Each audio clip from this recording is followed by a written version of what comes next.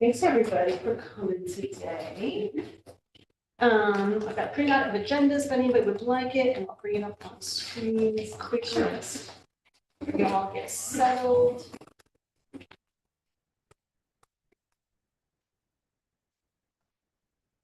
Here's our agenda for tonight.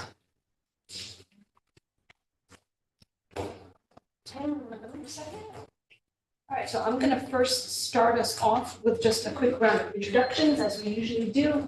As you all know, I'm Emily Flynn. I'm the Director of Public Wellness for the City of Kingston.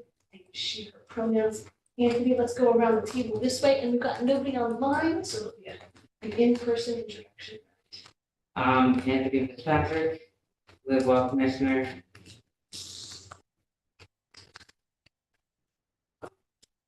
Captain Eric Muse, Administrator and Pastor of the Salvation Army for Ulster and Northwest Dutchess County. I'm Cindy Muro, and I am on the Grow Well Kingston Committee. You're the chair. Oh, I'm the chair. Yeah. We don't have many of them, so I want to go. Okay, I'm the chair of the committee. Yeah. Hi, I'm Kyle Luther. I'm a commissioner on Live Well, and my job is I'm a global health consultant. Annie Rano, I'm a Live Well Commissioner. Kristen Kessler, I am a project manager in the Department of Health and Wellness. Thank you, everyone. All right. I'm gonna dive us into our agenda. I don't think it'll be a long meeting tonight, but I always say that, and we always have things to talk about. I curse it every time. But I'm gonna dive us into, usually we do our admin up front. So in the agenda, I have linked the September meeting minutes. I have a printout here if anyone would like to review it. We can, if anyone would like to take the time to review this, we can come back to it on the agenda, or we can go forward with I could hear a motion to approve September's meeting notes at any time. I have recused because I wasn't here, right? You can abstain if you'd like, yeah. But you can still vote into it. Oh, all right. If you'd like, but you can abstain if you want. Hello, welcome Katrina. Hi, it's Emily. I know you're just catching your breath. You're taking a sip of water. Do you mind introducing yourself? Sure, I'd be happy to. I'm Katrina Williams. I'm the Deputy Commissioner of the Ulster County Department of Mental Health. Thank you so much. Sure. All right. I move to approve. So I've got a motion from Anthony to approve the meeting notes. Do I hear a second? I'll second it. Thank you, Eric. Great. All in favor to approve the meeting notes, you can say aye, you can get thumbs up. Aye. Thumbs up. Any opposed?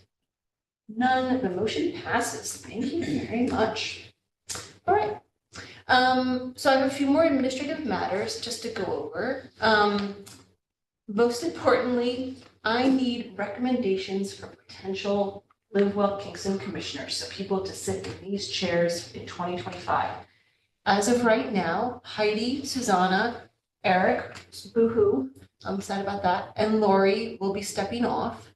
And we have one seat open currently, so that means there will be 5 open seats in 2025. So Anthony, Nettie, you guys, and Kyle are still on board. Hopefully you guys can stick around and try to help you. Katrina Light is still on board. Katrina Williams, you're still, I believe, have enough. I think you're, no, I'm in the beginning of a second term. I think you're your second, sorry, yeah. So if you'll stick around, we still have you too. Yeah. So So what's the term, Emily, 2 years? it's 2 2-year terms. Yeah, so I'm in the first year of my second. That makes sense to me too. And I didn't bring my printout of your terms, but I can pull it up if we want to dive deeper into that. Right now, my ask of you all is to think about who might be potentially interested, and then I'll reach out to them. I'm happy to meet with them, send them all the documents, explain what we are. So start thinking about that because it's October. I'd love to have them be recommended and placed by January. But we take it as it comes. Any questions about all that? If you, do you need to send an email or something? I could forward it to Ewell. Yes. So There's 113 people, I think, on that. Yeah. Right? I don't know, maybe this one person will be like, I'm interested. Yeah, I'll make a draft and then you can forward it to Eva and I'll kind of forward it to the other ones. Yeah, sounds great, thank you.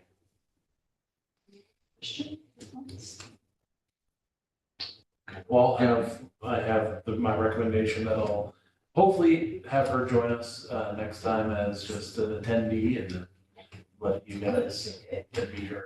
and that, so, That'd be wonderful. I would love to keep that connection. Yeah. with Salvation Army. Yeah. for sure.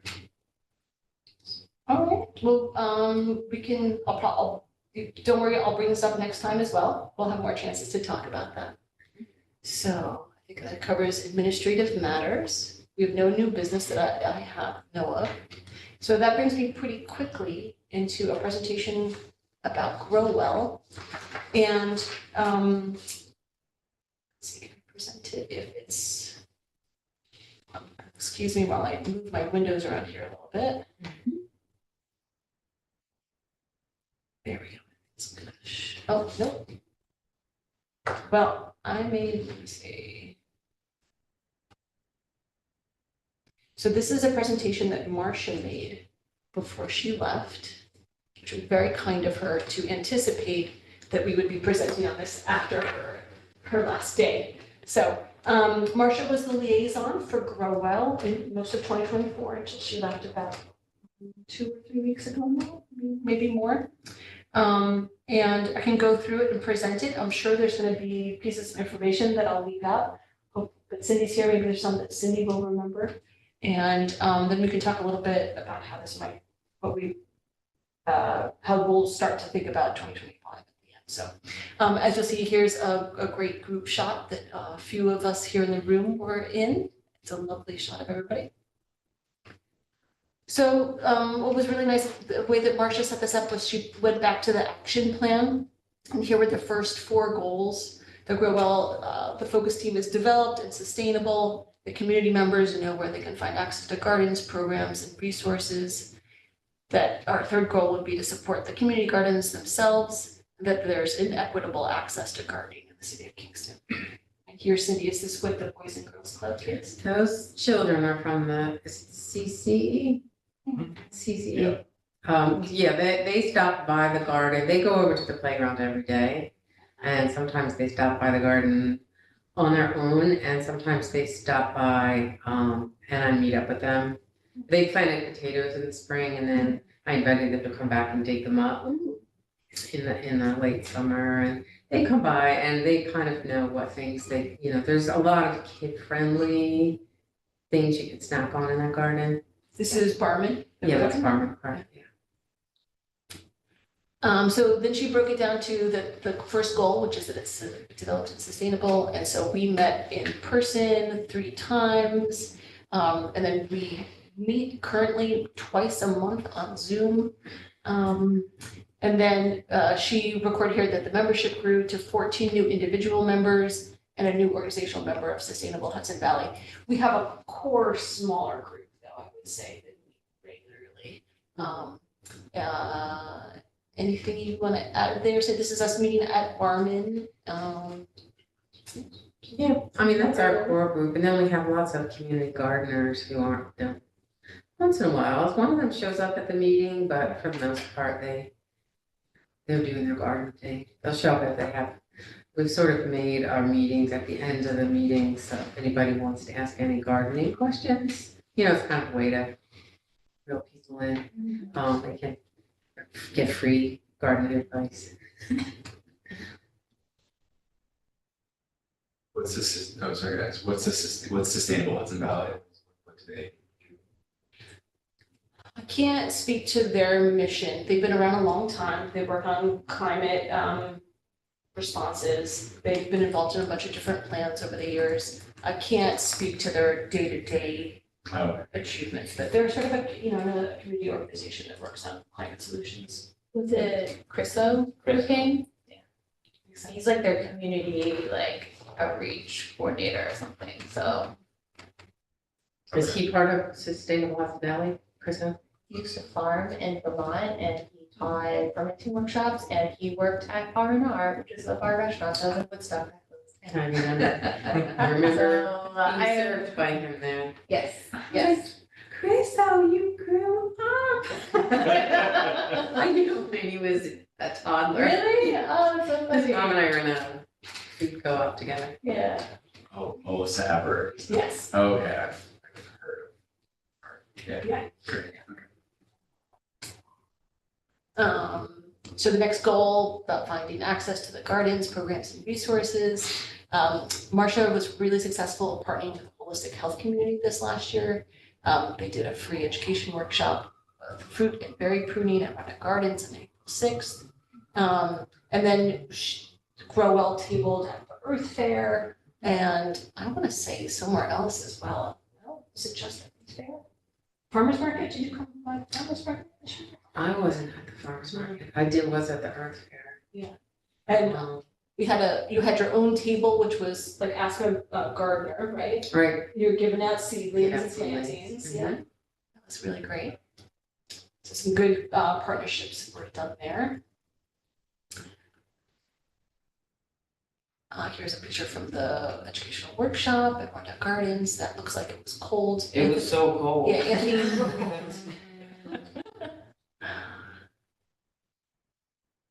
It's like Yeah, so you're wearing a t-shirt. You can come prepared. No wonder you were cold.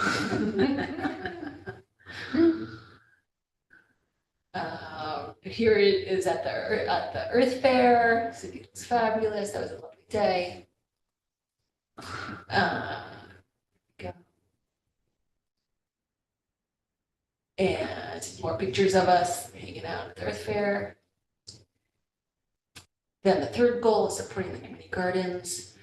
We supported a grant that the YMCA Farm Project applied for, but it had some multi-garden support as a part of it. And so as a part of that grant, we were able to do Live Well Kingston's first stipends. So we handed it out through the YMCA, 5 different garden stewards received stipends.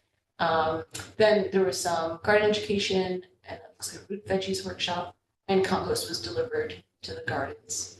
And Marcia had bought these little gardening kits, which we still have some. I think maybe 6. So you Okay. need some, Cindy. And then she bought some tools and some other little things. I think upcoming is, oh yeah, then let me continue on. I was about to jump ahead. Yeah, go ahead. Where did the compost come from? Do you know where the compost came from? Wasn't it, is it Hudson Valley Compost, the one in New Paltz? I don't know. I think it was, I'm curious. Yeah, I think it was the woman who has the business in New Paltz.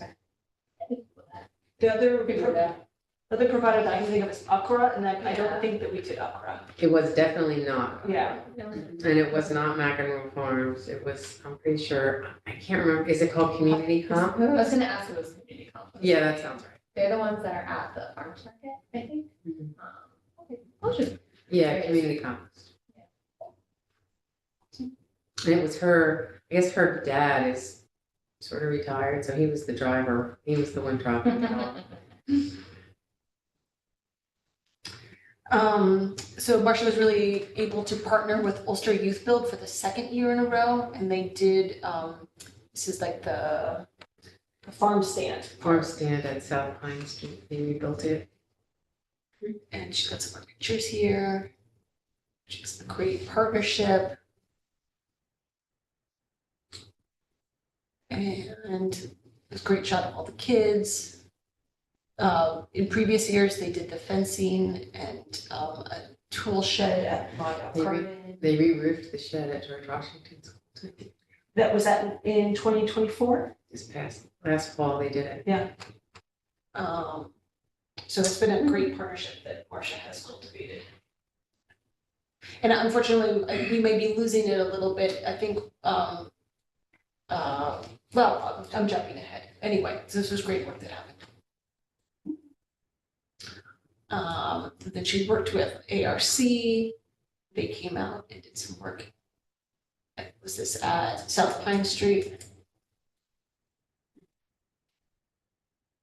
And so I'm jumping ahead. So a couple of different great partnerships there that happened on site. Then the fourth goal is equitable access. And I think she's highlighting here that we did our garden tour again for this third year. Yeah, very useful. One day where we visited at least 5 different gardens. First year we walked, the last 2 years we've biked from spot to spot. And what's nice is we advertise the times at each one, so people kind of hop on and off. They sort of join us at specific garden, like their neighborhood garden, or if they only have limited time, they'll join us at certain locations. And then we ended at Roundup Garden where Sasha made us tomato sandwiches. It was really Yep, that's great. And then late August, this is the seed donation that we got, which I think will probably lead into our goals for 2025, distributing these in the spring. Mhm. This is the Salvation Army. And that's sort of the summary that she put together. I think she wanted to call out all of the partnerships. That's, I think, the best part of Grow Well. It's working with everyone who comes to our Zoom meetings. Really great group of community members that comes together. Cindy, anything you want to add there? Well, I will say that this year, it was especially, it was great because, I mean, one of the reasons that I, love having this committee is that, it connects people.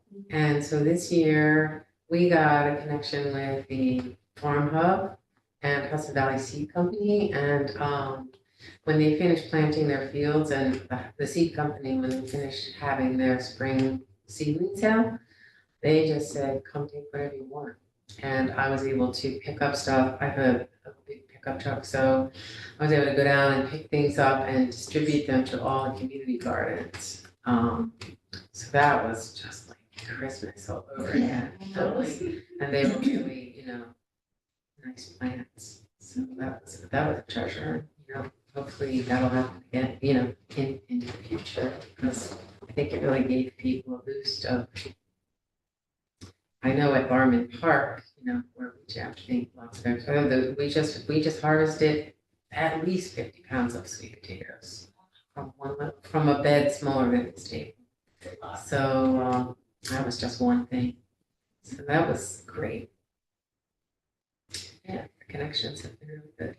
And more and more people are coming on all the time. Barman Park seems to be turning into a little hub of activity. Where is that? I was just about to ask. Do you know where the Boys and Girls Club is? Sure. It's right across the street from that, but it's kind of sandwiched in between the Metro building and the ball field. Got it. And with all the construction that's going on there, they have those fabric signs all the way around the construction fence to kind of keep dust down and stuff. But so if you just happen to turn your head left, you'll see like this little square of burgeoning plants. And yeah, I think the whole neighborhood is starting to catch on there. We planted raspberry bushes all around the outside, so anybody who's walking by can see raspberries. Oh, that's nice. So yeah, it's turning into some treasure there. Is all of the produce free, or is there an income generation component to it? The way every garden works differently. At that garden, there's a group of people, and I garden with the Boys and Girls Club kids. So we share the work and we grow up. It's not like everybody has their own bed and that's all.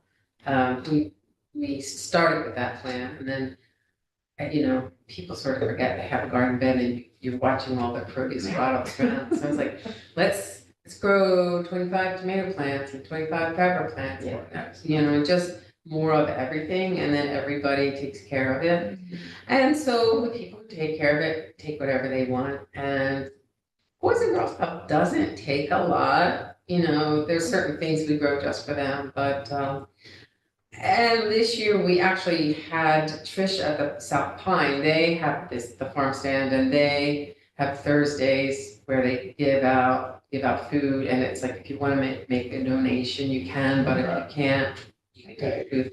And sort of towards the end of the summer, they were running low on things to give out, and she asked us if we had things. And we hit her with a tidal wave of vegetables. She was like, very good. So, yeah, but I also, people come into that garden and take things, and it hasn't been a problem. I talk to people who are walking their dogs, they go, oh yeah, I stopped by and get lettuce, and I'm like, oh, pull some weeds. Get on the list. Yeah. And So, then Rondout Garden is a little bit more like each person has their own kind of garden. somewhat so. It seems like they have a more, like they have like Thursday nights get-togethers. With the firemen, it's, we text each other a lot about what's happening. We get together a few times, and George Washington School, everybody's got their own plot. I finally figured out, I'm always like, oh, it doesn't feel very community-ish there. And I figured it out, it's the feng shui of that garden. That each one is. Each one's separate, and it's one long, so if you're gardening, like Farming Park is a square, you're never very far from somebody if you're in there. But with that one, if you're working in your garden and someone's down the other end, it's just not designed for. So that's why that is. I could fight it forever, but I don't think I could change it. And what's nice about the GW garden is that you work with the students at the school. So that's Yes. more of a school community, school garden, but then there's some community plots, right? Yeah, there's a bunch of community plots, and there's a big children's garden, which I do with the kids there. So each one's a little different. Yeah. And to talk a little bit about the future, so in the next couple of meetings, we're gonna start doing our 2025 action plan. I think some of our goals will be pretty similar. Anything about the future to bring up? I'll say I met with I haven't even said, we have a Grow Well meeting on Monday night. And one of my updates for the Grow meeting was that Trish and I, who does the South Pine Street Garden, met. And there's a little bit of concern that they might lose their lease. Their property is owned by Water company, and they had a lease through the Kingston Land Trust for many years, but they just took down a bunch of trees. And there's sort of a thought that maybe they're mobilizing around space a little bit, and they have, it's their property, they've been very generous with it in the past. So there's just, we're tracking the situation, and we wanna try to support Trish if something changes. Yeah. That's something that we're gonna look for, try to support her in 2025. Is there anything else you see coming up for Grow Well? I mean, I'm putting you on the spot, because we really haven't had our focus team conversations about it yet. Right. So we're just sort of starting that process, and then we'll build out our action plan for 2025. Yeah, I think it's a little bit a matter of keeping all the plates spinning that we have and making them better, and then always looking for like the next place where a community garden would really be a need in the community. I don't know if you were on, maybe you were, the last meeting we had was surprisingly like went from here to there, and I'm like, oh, so, maybe there's like the next place to look for, where there's a food desert and maybe some people who are interested in gardening. And an upcoming opportunity that's not even out yet, Ulster County Planning has put out a request for proposals for a park plan on the linear park. So where the linear park hits Cornell, it gets quite wide there. It's where the railroad used to have multiple lines. So they're just in the very start of a planning process for that space. But maybe in the next, maybe 6 months from now or so, there might be an opportunity for community input. That might be a time where Grow Well could say, we'd like to see a garden there. But we're not at that point yet. But I'll remind everybody when we get closer. There's sort of keeping track of when there's these opportunities for suggestions. I will say I was at George Washington School last Friday, and when I finished with the kids, I was replacing that. We had a birdhouse that fell apart. My grandson built one. So I'm up on a little ladder, and this animal shoots by, and it jumps into the garden, and then it's like bang into the fences, and we had first fisher. I pictures for in the city of Kingston in the garden. I mean, fishers are very elusive animals and very wild, and you would not really see one in the city. They are where I live out in West Hurley, and you don't see them there either. What is that fisher? A fisher, I'll show you it. It's like a mink, but I mean, this one was about tail included about this long, but they can be about this long. And one of the things that they pray that they'll like just tear the very face cute. off is they eat porcupines. Wow. And they also eat small kinds of dogs. Oh. You're not tomatoes, they eat tomatoes. No, they're meat. They also scream and it sounds terrible. Oh, Yeah. Scream like a cat scream or worse? It's a baby. Yeah, it sounds human. Yeah, yeah, and yeah, we have such a cats in the backyard. See them running around. Oh, wow. How did he get in? He just went over the fence? I'm not exactly sure how he got in, because most of those gardens, the people have lots of them. It shot across the playground, like I heard a screech from the kids, they're playing on the playground. And, yeah. There was also a woodchuck there that I think was dying. And, I would expect that it was looking for that. Gotcha. So the custodians took the woodchuck away and scared they thought they were gonna catch that fisher, but I was like, no, you're not gonna catch that fisher. Any questions about Crowell? It wasn't accomplished in 2024, but we have a Crowell garden map on the Live Kingston website. That's something people are always interested in. We have listed the contact information. I think we will probably want to try to update that maybe in 2025. So that's a good resource. Cindy has done a lot of educational workshops with the library. Some of those materials are on our website about soil contamination, for example. So there's also educational components that Rowell has supported over the years. Probably do not want. Yeah, the libraries. So yeah, we're always just looking for, people in need, looking for people in need of garden advice, or I have had people contact me through the website looking for a garden plot, so that people know it's there a little bit. Yeah. And, always looking to support gardeners, whether we can fit them into a community garden or whether it's time to look for the next place to establish one. I visited, the one on Van Buren Street this morning, and there was, squash plants that had squash, pumpkins, something growing. It's still tiny and green, so I don't know what it was. I was like, Well, one of the things that we were given was those honey butternut squash. They're like miniature size, but they supposedly have like amazing flavors. Maybe some of those got tossed in there. Cool. So have the gardens grown just kind of, like organically? No pun intended. I hope so. But I mean, like, are they, I mean, more of the gardens, like the external, in terms of new gardens coming on, being developed, have they just grown because of out of interest, or is there like a plan? Honestly, I think a lot of them were there, but had been neglected. Okay. And now I know Barman Park, the first time I saw it, it had trees all around it, like I thought it was in a forest. And that was only because, when it got put in, nobody kept pulling out the weed trees, like the tree of heaven and the mulberry trees. And so in 10 years, they were huge. So, the city did come and took them all out, and they actually had to like remove the fence, or maybe Got a new fence. they put a new fence in.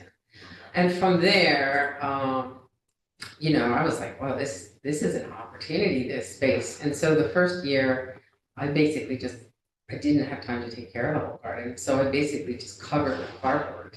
And we took a couple little spots in the Boys and Girls Club, planted some things, and then it just grew from there. And now it's really flourishing. We're getting tons of food and lots of people are participating. So, and the same with Roundout. There was hardly any. That was just like a grassy field mostly with a couple beds, and now that's really, just coming right along. So. My understanding is around the early tens, I don't know how else to say that. Yeah. That's when a bunch of these gardens were made. Okay. Yes. And then they sort of, as most things, there's a little excitement about that. That's when Wanda Garden was made. Probably that's when Barman was made, and then it sort of went a little bit away, and then I wanna say around COVID, when Grow Well came, it sort of went some new. We sort of turned it around, yeah. Sasha's the garden steward down at Rondout, I wanna say, I don't remember when she became the steward, but probably around the same time as Could be. Grow Well, I sort of feel like. Yeah. You've been doing Barman since before that, for sure. Was Barman sort of the It's first been phase? wait, lose track of time. It's been 4 or 5 years, maybe. And Yeah. George Washington School was put in 2007 or 8. Okay. And I have been the steward of that since the beginning. Yeah. So I know weed trees. We've had other things, but. It's interesting because as a part of the food system plan, the city of Kingston does have an urban agricultural planning and zoning study that was completed in 2015. But it doesn't seem like anyone is like has used that, I don't know. Like, no one's currently using that at the city as like a guidance Yeah. or anything to do work. But yeah, so that was done in 2014, so that would kind of align with like the early 2010s of like swords when people were interested. It was it says presented to the Kingston Conservation Advisory Council. With that was done, and then I know in the comprehensive plan, the Kingston 2025 comprehensive plan, both of them, so both this urban ag plan, the comprehensive plan had goals set for supporting community gardens and increasing the number of community gardens in Midtown in particular. But that, so I feel like these plans were created and then, you know. Forgot, Sometimes- just like the gardens. It's like, who is like in charge of this plan, you know? It's like a piece, like a tool that maybe hands switch, you know? Yeah. But they are a part of it that has been considered in the food system plan, like how to support like Grow Well, the community gardens, and if there needs to be like a targeted strategic approach to put like resources behind it. Not a, like we have any. So is Not there, saying like, oh, I've got so is money there to a do way it. to find that plan, like to go into the Kingston? I'll give an update, I know it's later on in the, Sure. Oh, the food system. Oh, the, specific. oh, you, the urban agricultural plan. Which one were you asking For the about? urban ag plan that you said was like 2014? In our files, I don't know if it's up on. Does it even I think matter? It was That's on, interesting. I mean, it would be interesting to know, like, What their vision was. what the vision was, or if it was like, you know, they said they were gonna allot X amount of money, but that would be in the budget. It would have been in the budget Or if or, they identified specific places where Yeah. gardens would be best cited either for, population benefit, like a food desert, or Right. already existing. They could- I haven't looked at it in a long time. what? I haven't looked at that plan in a long time. Yeah. Because I know, I'm like scanning through it right now to see if I can find collaboration between information. a Bard College student. Oh, And they wrote, there was a grant involved, I don't know whether it was a Robert Wood Johnson grant, there was a grant, and it was a student's project. And then they just built it and walked away.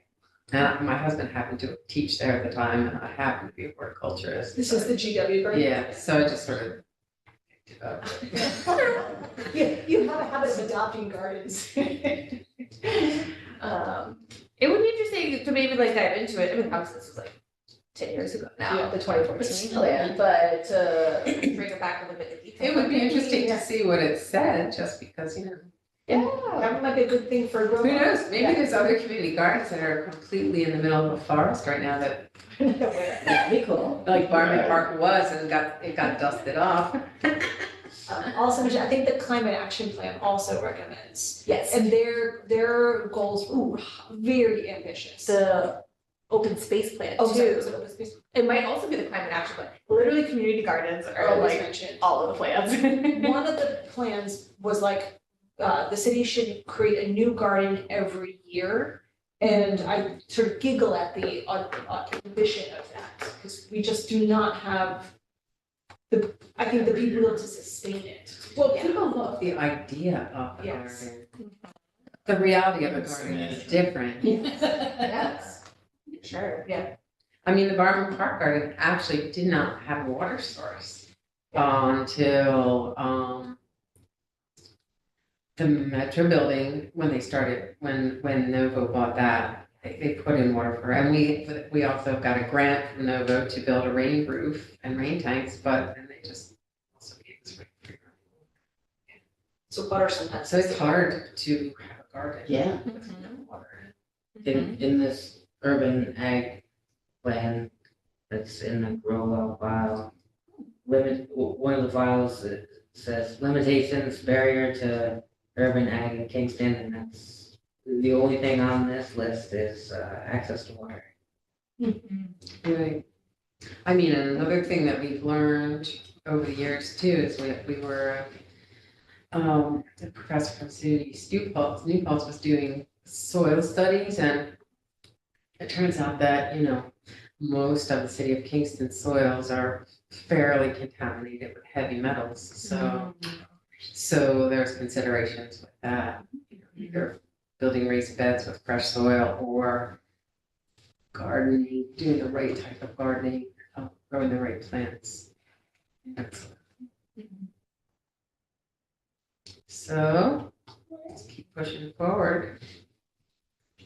Thank you, Cindy. Thanks for helping us with the Grow Well presentation. If there's no more questions at this time, I'll move us on. We can always answer questions about Grow Well at other dates as well. So I wanted to, I can't, getting a little distracted with the sun in my eyes here. I can bring the agenda back. This always happens in this room. So I wanted to bring up a little bit of a strategic reflection update. And I'll open up the agenda. So I have crafted an agenda. So the goal, this is, could be a special meeting where we do some reflection on Live Well Kingston's strategies and goals. And so I've created an agenda for that meeting. And I'm bringing it to you tonight. So I was about to send out a doodle poll to try to bring us together to do this special meeting. And I realized maybe I looked at our sort of calendar for meetings, and in November in the past, we've had sort of an all focus team special meeting where all the focus teams sort of share with each other. And I'm wondering if maybe this year we might want to do this instead. So either I'm happy to still send out the doodle poll, we might get other people to join us if I do that, and we could do both. And my question to you tonight was to tell you a little bit about what I'm thinking about this meeting, and then to ask you if you thought you'd like to meet at the November meeting, since hopefully some of you already have that allocated on your calendars, was my thought. And then, so let me go back and explain a little bit more about the meeting. I'll send out an email to everyone organizing it with the links to these documents. And my thought there was that people could review them beforehand, or if they don't get a chance to, they could join us for the first 30 minutes. We could have some refreshments and time to reflect on those materials. Then we could have a little bit of time sort of just reflecting on what Live Well Kingston has been. It's been about 10 years old now. Then my thought was that we would then get into some deeper questions for the real meat of the meeting, which would be for an hour, really talking about who we're trying to serve, what does success look like, what are we trying to achieve, who else needs to be involved, and what changes need to be made. So really trying to set some reset. I keep thinking of the word as resetting the goals and strategies. It feels sort of broad. There's some, as you'll see in the brief SWOT analysis, we have some opportunities right now, and we have some, what's the word? Some things, some threats that are coming. Just to give you a little bit of a preview. The opportunities are, the good news here is that we got 3 more years of funding from Novo.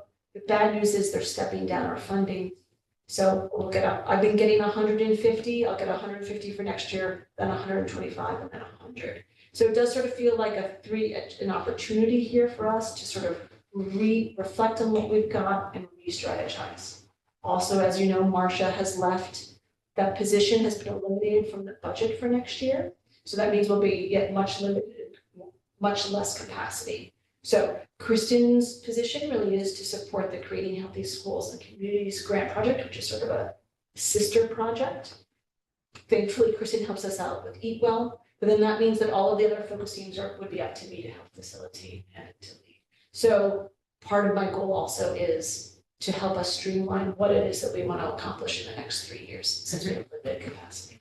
So I'm sort of almost doing a little preview of what I'm going to say again at this next meeting, but I did sort of want to bring it up tonight to get a little bit of guidance from you now about how to move forward with this conversation. Would you like to meet in November, or would you like me to set up a special meeting? Is there any other feedback about this at this time, about how, suggestions of how I can facilitate this conversation? I have a question about Noble, and why are they stepping down on their funding? Did they say, is it a dissatisfaction? Or is it just something that's been built in? I got the impression that we're not the only organization that's getting stepped down in the community. Okay. I met with Megan Weisrow last week or the week before, my time is getting liquid. And I did not get the impression that it's any dissatisfaction at all. Okay. I think she would be clear with me if there was, and I get the impression that they're sort of lessening their funding to I don't know the term they use, but the term I would use, to their sustainability grants. So they fund a number of different organizations, just that sort of I think helps them keep their doors open. And then they have another set of grants, which are sort of like the metro building or other kind of project grants. And she said, please consider doing a project grant for something in the future. So that felt very promising. Okay, It wasn't about makes sense. the content, but about the way that they're deciding to fund things. Oh, so they're creating another grant vehicle called project funding. I think they So already, then they'll do like, yeah, but is that based off, that's not through like request for proposal, that's just all through relationships with Megan. right, I've never seen them put out a request for Yes, proposals. do that. And I don't believe this is a new form, this is my interpretation of how they organize their grants, this is my language, not theirs. Okay. So, and I believe that they already do what I'm calling project grants. Yeah, it seems like they're really focusing more, I don't know, like capital projects or like seed funding for like. That makes They sense. do a lot of like Yeah. seed funding for new ideas. Great language, yeah. And so is Livewell completely funded by Novo, or is the city partly funding it? It sort of depends on what budget year, so in 2024, which we're wrapping up, the city was paying for 17% of our budget. The majority of that cost is salary and benefits for Marcia and I. Now, without a Marcia position, we will cost the city zero in 2025. That's part of the reason why the position got eliminated. As they step down the funding, hopefully the city will increase to match that, because it's kind of, they'd have to if they keep a full-time position. Right. So, I think more discussions to be had there with the mayor in the future, that kind of stuff. But that's also part of my reason for doing the strategic, because I think that we'll need, or Livewell Kingston will need to sort of prove the outcomes and prove the work in order to justify Right. taxpayer funding. Mhm. That's a big part of, I think, the goal for this reflection. Well, to answer your question, I think it's a good idea to use our November meeting to focus on it. That's just my opinion. It's already on the calendar, yeah. Wait, when is the date? On the agenda, it's November 20th. I was hoping that meeting would be a 2-hour meeting. I know that's a lot to ask. That first half an hour would be flexible, so if people had a chance to review those materials before they came, we'd come a half an hour late. But then that would mean that I'd probably step our meeting back an additional half hour. So we'd probably start at 3:30-ish. Does that sort of work for folks?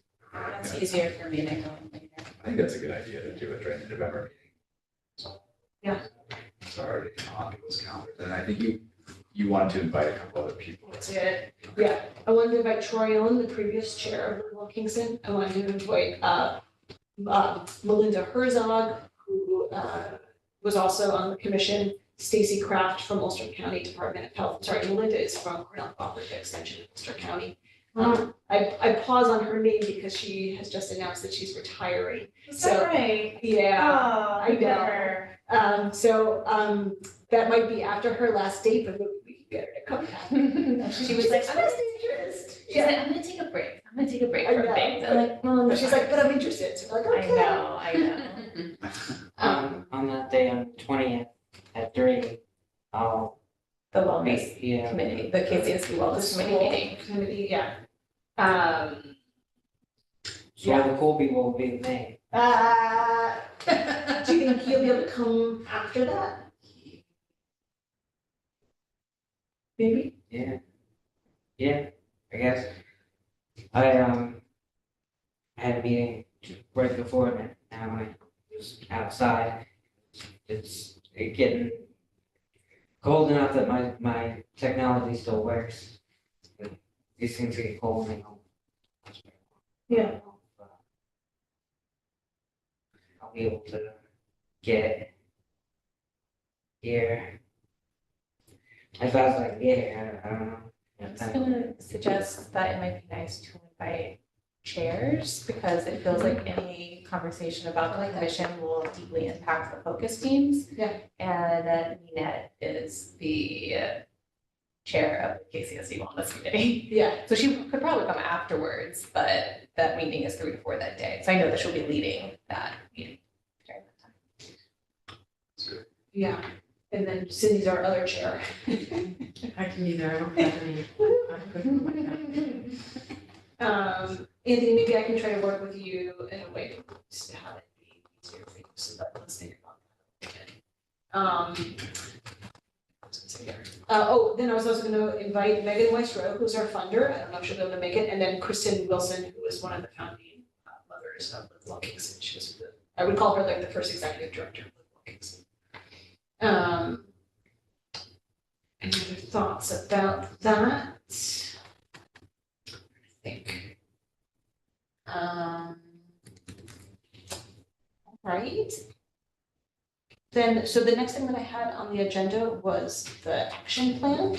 My thought there is that what we discussed in November, I think will very greatly affect what we decide to do for the 2025 action plan. So I don't know how much we want to get into this tonight. I'm sure, I haven't looked at this document in a while. I'm sure that there is updates that I can, our action plans are also where I collect our achievements. So I'm sure that there are things that I can add on here that haven't been, like, I think we've had some more newsletters, for example, so I'll try to add those on here.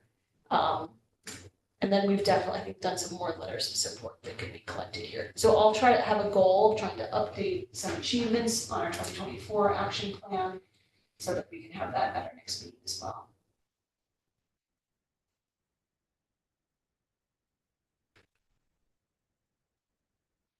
So that's that. So then that just brings me to announcements and communications, unless anyone has any other thoughts or questions about reflection or action plan. Don't move too fast in case I miss anybody. All right, then we'll go to announcements and communications. I put on here I'm gonna ask Kristen for a quick update on the food systems plan, if you don't mind. Yeah. Go around the room with any other updates or communications. Yeah, so our food system plan, we are in near final draft mode. That has been shared with just some key stakeholders internally at the city and just like a few folks that we work with in the community for their feedback on it. And then afterwards, once all of those updates are made, there will be a public comment period. So we'll be releasing it to everyone. I'm going to be definitely bringing it up at Eat Well. I wanted to share Grow Well because there's definitely references to Grow Well in here. There's a whole priority about sustainable food production in the city. So it is like kind of like all encompassing a lot of different areas. So I'll definitely share that with Live Well. So I just kind of wanted to preview the idea. In the action plan, there's a section on governance. And so I am working with the consultants / with Emily / other people and making a recommendation on how we have governance for this plan, because it was perfect that I brought up the urban ag plan and we're like, who does the urban ag plan? What happened since 2014? We're writing very specifically a recommendation on how this plan gets implemented. And so, and that's been recommended to me by multiple people that I've spoken to as well, who do this work, that it needs to be written down, it needs to be owned by a body, an individual, and we need to have accountability, someone holding the city accountable for doing this work. So my recommendation in there is that rather than creating a separate body, which would be a food policy council, which a lot of other cities, other regions who have these food system plans have food policy councils, but they don't have a Kingston. So they have a separate food policy council, would be that Live Well Kingston, the commission, adopts this plan once it's final as an official Live Well Kingston planning and action like document, and that we would work through what it would look like to create a separate group for a food policy council that might be Eat Well, might not be Eat Well. It does not feel appropriate to me to tell Eat Well, you are now a food policy council, when there is a long history of Eat Well being Eat Well. There are so many questions, there are so many unknown details at this moment, but I think as we looked forward to 2025, and Emily has like this whole like governance structure like for the commission and JISC and the other programs, just kind of wanted to preview that with everyone. That I'll be discussing this if you're interested. We'll be discussing it a little bit more at Eat Well on November 12th. Our 2025 planning meeting got rescheduled to that date, and kind of like what that would look like in 2024 or 2025. Spending the whole year figuring out what our food policy council looks like so that no one feels like we're rushing, we're not missing anything, we're not missing anyone. But I think that kind of, and thinking through our structures makes the most sense to have this food system plan really, ensure, and I think accountability to the community. Is it fair to say, so Eat Well currently is, it brings different food organizations and participants together. It does some networking, and it's sort of, feel free to elaborate what I'm forgetting there, and what its current role is. And then a food policy council would be to implement the plan, so I'm just wanting to clarify what Eat Well is and what the food council is. Yeah, so that's a good question, because they might be the same at the end of 2025. But Eat Well right now, and we've done 3 different surveys. Once again, you should come to the Eat Well meeting in November if you'd like to see all of this data. But people really like the presentations, and people really like networking. And this food system plan has 21 different strategies across 6 priority areas. So that's like a lot of work to be done. And people love the presentations and networking, so it didn't feel appropriate to remove that from Eat Well if that's what folks are saying they like. And then Eat Well is kind of this like collaborative hub where we have all these different organizations come and identify unique needs. So one of them is the Food Waste Mitigation Working Group that came out of Eat Well. We're making posters for the Kingston Eats Harvest of the Month that shows how to store their fruit and vegetable. Kingston Eats and Kingston Cooks, so Kingston Eats is our fruit and veggie of the month campaign. Transitioning to Harvest of the Month is kind of an Eat Well project, and these cooking workshops are also an Eat Well project. So Eat Well does, the like bringing people together, the education, the sharing of information, and sometimes these special projects, which might overlap and align with the food system plan, but the food system plan is so much more. So this food policy council, I use that language because that seems to be the most commonly used, but it could be the food system plan council, or whatever we call it ultimately, but their main objective will be the food system plan. While Eat Well would get to live on and do the other things at once, unless Eat Well decides, no, we just want to adopt this, but I cannot make that decision for them. So I feel like when I say it like that, it's like, oh, there's so many, who knows what's happening right now, but I think the big part of it is that in order to allow this new council to really have like some grit and some power, and to be able to kind of expedite the process. Like we saw this summer that it took 2 months to get the mayor to sign a letter of support that he signed in like 20 minutes. He was like, yeah, that's great. City of Kingston signs on. Having the food policy council, this new entity, be able to make these direct recommendations to elected officials and staff, but it would go through, the commission would feel comfortable with that. So the commission, by adopting this plan as an official commission plan, would essentially like enable this separate body to do that, because the work that they would be doing would align with what is in the plan already. They're not going to go off and do other projects. So that's why I think going back to the idea, it really is like limited to what the plan is. And let me see, that's what we're proposing to you all, is that the commission would approve this plan. That's up to you to decide if you. Yes, you can decide. So that's why I definitely want to share it with you. And if you look at the plan and you don't want to approve the plan, well, you need to let me know before we finalize it, because I will take that recommendation out of the plan and we'll just create a policy council. I mean, there needs to be an entity that is responsible for implementing the plan, and the commission does not feel comfortable with that. And that is the thing. Would be a serious thought. You'd love their feedback too. Yeah, so that's why the plan will be shared very specifically with you. I hope that I was telling Emily my timeline for this, like I would love to open up the public comment period before Thanksgiving, because once we hit Thanksgiving, the holidays are like so tricky to engage people. But that is a little bit on like me looking at all of these other comments and these inputs and seeing like, do we feel comfortable with something, sharing something publicly? If not, it'll be in January, just because. Because currently the public advisory committee is reviewing. Yeah, the public advisory committee, and then some additional like internal staff members who have different expertise who will be impacted by the plan. Are reviewing it too. Any questions about all of it? A food policy council is kind of a standardized institution, right, that many places have. I'd be interested to kind of like look at what a food policy council, what are the assets that usually brings, and then like kind of crosswalk that against maybe what Eat Well has. That would be interesting, just to kind of get a sense of like what else would an Eat Well need to be effective as a policy council. That'd be one idea, but Yeah. I'm not sure.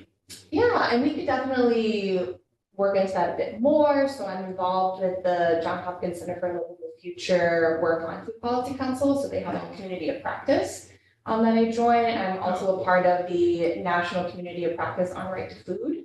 And so as a part of that, we have a subcommittee that's on local policy, like local municipalities and counties, like what it looks like implementing a right to food framework. So we could definitely gather that information. I think part of my hesitation was just like, this feels very prescriptive and top down, and it's not a lot of the work that's already reflected in the Eat Well action plan. Yeah.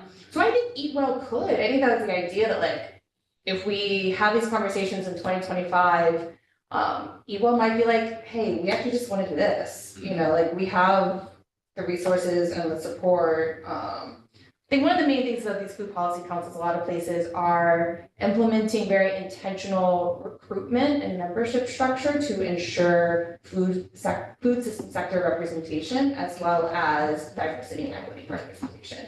And Eat Well currently is open to anybody, which is beautiful.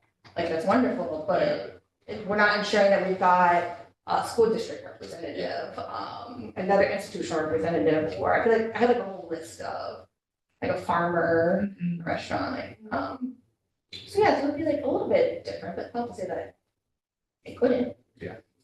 But that is what 2025 is to figure out.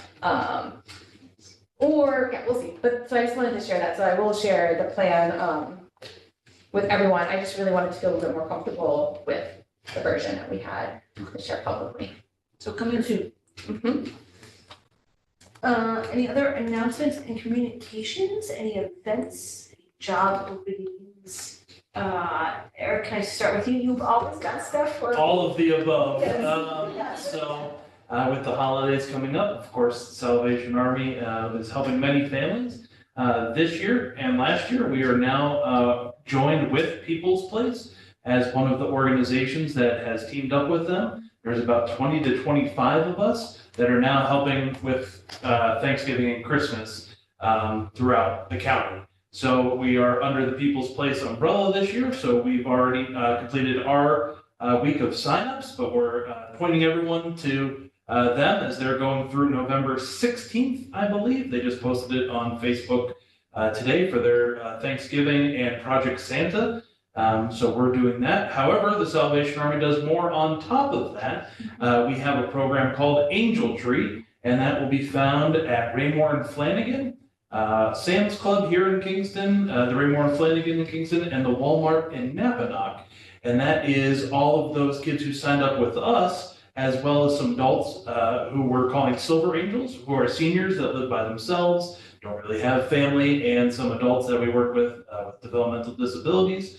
A few of the centers of autism around our county and Dutchess County, we're getting Christmas presents for them on top of the ones that People's Place are already helping us provide. So if you want to pick up an angel and do that, my wife is going out to Walmart and Sam's Friday to start those conversations as It's a national program, and to do everything. The day before Thanksgiving, the Ulster Italian American Foundation always cooks a Thanksgiving Day Eve meal with us. This year we're shooting high. I'm buying enough. Last year we did 125, so I'm doing 200 as my hope for hot meals for people to take home.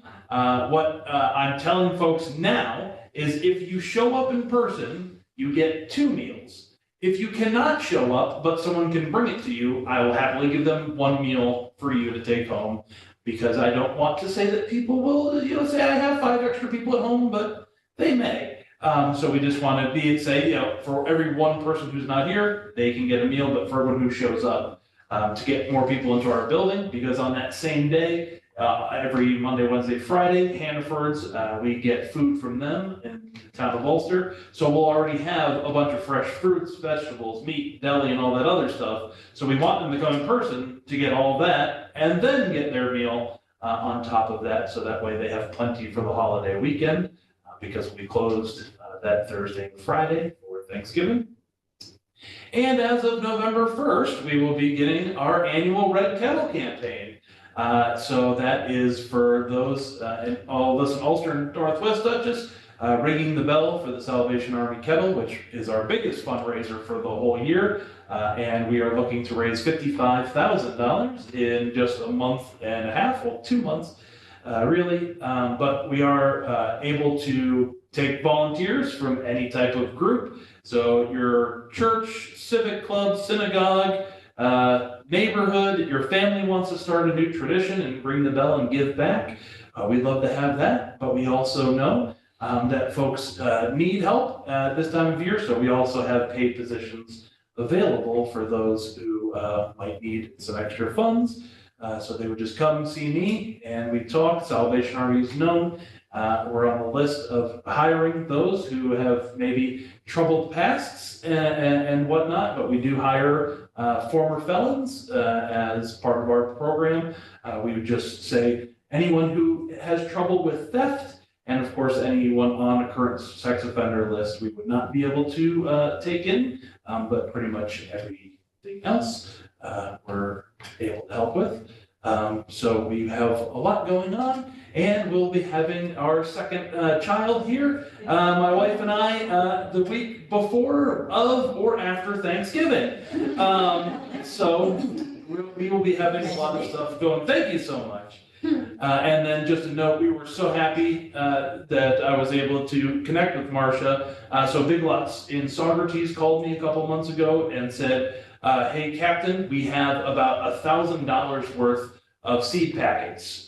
Can you take them? And I said, I can, and I know who to give them to. So they were really happy about that. And so I got on the phone with Marcia right away and said, I don't know what to do with these. I know you know plenty of people who know what to do with them here. So we were really grateful for that. Thinking ahead and back, this year we were able to send 12 senior citizens for free to our summer camp in Bloomingdale, New Jersey. While there is a children's youth camp on one side of the property, there's a senior citizens camp on the other side of the property, both of them running congruently Monday through Friday throughout the whole summer. And it's for anyone in Ulster County, Northwest Dutchess, to go for a week of fun. And it's senior-led activities, 55 and older, and we do not charge. As we have a wonderful grant for that program. So know any seniors who are just looking to get away for a week during the summer in wonderful hotel-style conditions, but still being out in nature, start talking to us about February or March. So that's all. I haven't been to this meeting in a couple months. Anthony, anything from the school district you want to share? Anything going on in your world? And put me on the spot. So. All right, it's fine. Just wanted to give you an opportunity. Cindy, I'm gonna go to you next. I know you brought basil today. Yes, if anybody would like to take on this bowl, please feel free to take some basil. It smells wonderful. Frost is threatening tonight, so I figured That's out. a freeze threat tonight. Yeah. Freezing. So there it is. There's plenty more. for In that. some ways, it's. I know. Whistle's gonna be blown. So yeah, so if you can use some basil, please feel free to take as much as you like. Anybody else have any announcements? I have an event coming up. We, through our Ulster County Trauma Informed Care Collaborative, I meant to bring the flyers, I forgot them on my desk, but we're having a film screening on October 30th, which is a Wednesday night, 5:30 to 7:30, 5:30 to 8, I think, at the Kingston Library, a documentary called Wrestling Ghosts, which is about how childhood trauma tends to resurface when we become a parent and pathways to healing. We're gonna have a community panel with lots of really great folks, Erica Brown from Radio Kingston, Frank Waters of My Kingston Kids, Hamburg Family of Woodstock, and a local therapist, Alan Krause, is going to be talking about like local resources and what we can do to start our pathway toward healing. We're gonna have pizza, and we're gonna have childcare, so I can send an email if you don't mind sharing with the group, if you'd like to come or spread the word, that'd be great. And we do have a job opening too. I was appreciative that you said that. We're looking for it has to be a licensed clinical social worker to supervise our community support division, which is really focused on, we've got a court liaison and a jail reentry case manager. So it's our like little pocket of community facing work that we do at the Department of Mental Health, and it's to supervise those folks who are doing that very good work, having a heck of a time finding somebody actually. So you need to have experience supervising in a mental health setting, and you need to have an LCSW, but if you know anyone that's interested, send them my way. Yeah, yes, and I'm in multiple parenting WhatsApp groups apparently. I don't know that's a thing. There's like 10 of them I'm a part of, and I feel like the movie they would be really interested in. But also, there are a lot of people who have very interesting jobs in there. So I feel like I could share the job description too. Oh, great, that'd be wonderful. Yeah. I'll make sure I email you. Yeah, that'd be cool. Thank you. Any updates on the building that you're now in? Continues to be a work in progress. So for those of you who don't know, I work over at 368 Broadway, just 2 doors down. It still says Kingston Professional Arts Building on the outside, but it's the Ulster County Center for Wellbeing. We're on the 4th floor. We do have providers already delivering services on the 2nd floor. We've got Samadhi's outpatient clinic there. Access Supports for Living has a mental health and substance use urgent care. We're going to be welcoming a children's clinic on the 3rd floor. Probably, yeah, we're really excited about that. The Children's Home at Poughkeepsie is going to be working with us to do, they're going to call it something different to kind of brand locally. But we're going to be having children's services there. And the really big news is that the 1st floor is going to be the Ulster County Crisis Support Center, where folks can go in 24/7 to get assistance without having to go to the psych ED. So we're really excited about that. We're still hoping a January 2025 opening for that program. But lots of construction and dust and things like that. Work will be, somebody was up on the side of the wall, we were speculating what might be happening to the outside, so it's kind of fun to work in that building right now, though we don't always have running water, but lots of excitement and lots of things to look forward to. This used to be the hospital. No, it's Okay. next door. It's so, right, there's the city hall, the hospital, the old Kingston Hospital, and then this is little brick building. It says Kingston Professional Arts Building on it. There's like a little walkaway thing that connects it to the hospital, if that helps spark which building it is, but it's 368 Broadway. Emily, how about your building? What's going on there? Really move out and move out again? Yeah, that's what I heard. We're back. So my joke has been, Kristen has heard me say this so many times now, that we were basically at like summer camp with Parks and Rec at 20 Broadway, which is the old visitor center building, some of you know that. So our 2 departments from the Midtown Neighborhood Center were moved temporarily down to that building, so we got to be in the Rondout neighborhood for the summer. So Lots of lunch sites. Yeah, I know. we really, Yes. we really enjoyed it. Maybe I'll go back, Sit down, bye. watch the boats. My lunch would be out looking at the creek. I Of course. really loved it. It was really lovely. And we come back and the Midtown Neighborhood Center, it's, I don't think it's officially open to the public quite yet, although Liz, the Parks and Rec receptionist is there, and you might be able to get a hold of her if you need to, but don't come in, it's under construction. They round the jam, you mean? The jam. Yeah, still. Well, so they're doing lead and asbestos abatement, and there's still some work that's happening, but they have encapsulated it looks beautiful, actually. All of the brick is now been, with a clear, Oh, yeah. but with a clear encapsulation so that the lead can't come out, but you can see all the brick now. And because none of the stuff is in the, well, there's still some stuff in the room, but because the bleachers aren't there, all these things, it's this huge space. Yeah. And our office is up near the stage in the back, and boxing ring is still there, but nothing else. And it's like, oh my God, what can we do Look at with all that this space, yeah. There's a room that was used for a ceramics program. And we are talking with Lindsay, the director of Parks and Rec, to use that to be a multi-space more now. So it's sort of a time to sort of rethink the building a little bit, which is exciting. Are they gonna get it open in time for early voting? They are, that was the deadline. And That's a 26th, I think. 26, so it will be open. All right. Wow, because that is the only spot in Kingston, right, for early voting. They have to find another equally, Think so. yeah, equally large But spot. they're probably closing after that, because they have to put in the bleachers, Yeah. but then the hullabaloo Yes, happens. that's the Those are like next our moments in time, Right. it's like. Get around that. Yeah. And then biddy basketball, which is. Starts Oh, right yeah, that's after what that. you're right? Yeah. Yeah. Yeah, that's December 4th, so right after Thanksgiving.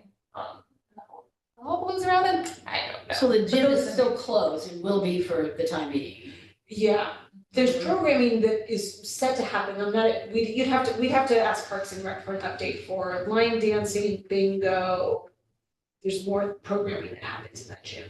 It might be happening here in City Hall still. I might be able to do it at some point, because early voting is gonna happen with the plants like around it, so there'll be a part of the gym that's open, Yeah. but I don't know. I don't know. Do not call this and tell her that I can do that. Yeah. I have one more update. If you all recall, I'm the project manager for Post Office Park, that's the two. Oh, green yes, spaces they've here. been digging there. You were the project manager, did you say? Yeah. Oh, They've wow. been digging there the last couple days, yeah. Well, and so many of you may have noticed that it sort of paused in the middle of the summer, it was too hot to do the plantings. Yeah. If you'll see, there's a few more concrete amenities, they're just about to be poured, so there's 2 art pedestals and a long concrete arched bench, those are about to be poured. They're bringing the soil on, they've been doing that today. And then I think next week, some of the plants will come on, so I think all of a sudden, very quickly, it'll be Start looking great. park-like. Yeah. Yeah. And then they'll come in and install benches, signs, bike racks. What else do we have? We, in the plans, have, there's calls for a ping pong table that's sort of behind Dallas. And there's 3 spots for sort of picnic table places. Oh, The picnic tables were taken out of the grant because we're gonna use a different grant source. In this moment, I'm not entirely sure when those tables be going, but soon enough, there will be some more amenities there. Wonderful. So all to say, that project. I was curious, thanks for updating. Hopefully they have some more there. Friends. No, no matter. We're struggling to try just to get electric on site, because Rob from Trust Up is doing these digital kiosks around town, and he would like to put one on site, and that's been part of our plan. So we're just trying to get somebody else to put electric on site for us. Lots of little details in these projects, like building things. There's so many little details. That's not in my skill set. We have somebody for that in our department. I was like, what is this person gonna do? If I could, oh my gosh, humble pie for one, like, she's just always busy. Yeah. So, yes. Anything else for tonight? It's been a lovely meeting with you all. All right, there's also updates about the November 20th meeting. Work with Anthony to see how I can support you joining us if you're able to. And we'll have, I think, a really robust conversation on November 20th. great. Thank you. Thanks, everybody. Thanks for listening. All right.